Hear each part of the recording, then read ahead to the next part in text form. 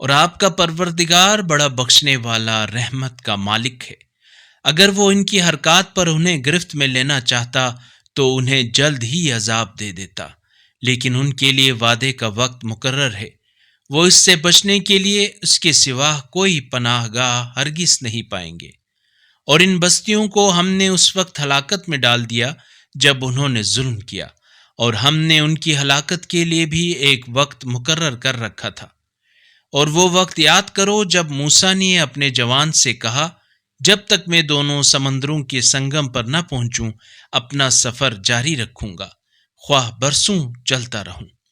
جب وہ ان دونوں کے سنگم پر پہنچ گئے تو وہ دونوں اپنی مچھلی بھول گئے، تو اس مچھلی نے چیر کر سمندر میں اپنا راستہ بنا لیا۔ جب وہ دونوں آگے نکل گئے تو موسیٰ نے اپنے جوان سے کہا، ہمارا کھانا لاؤ، ہم اس سفر سے تھک گئے۔ جوان نے کہا، بھلا آپ نے دیکھا کہ جب ہم چٹان کے پاس ٹھہرے تھے تو میں مچھلی وہیں بھول گیا، اور مجھے شیطان کے سوا کوئی نہیں بھلا سکتا کہ میں اسے یاد کروں، اور اس مچھلی نے تو عجیب طریقے سے سمندر میں اپنی راہ بنائی۔ اگر اس قرآنی کلپ نے آپ کے دل کو چھو لیا ہے تو براہ کرم چینل کو سبسکرائب کر لیجئے اور بیل آئیکن کو دبا دیجئے۔ اللہ نور السماوات والارض، اللہ آسمانوں اور زمین کا نور ہے۔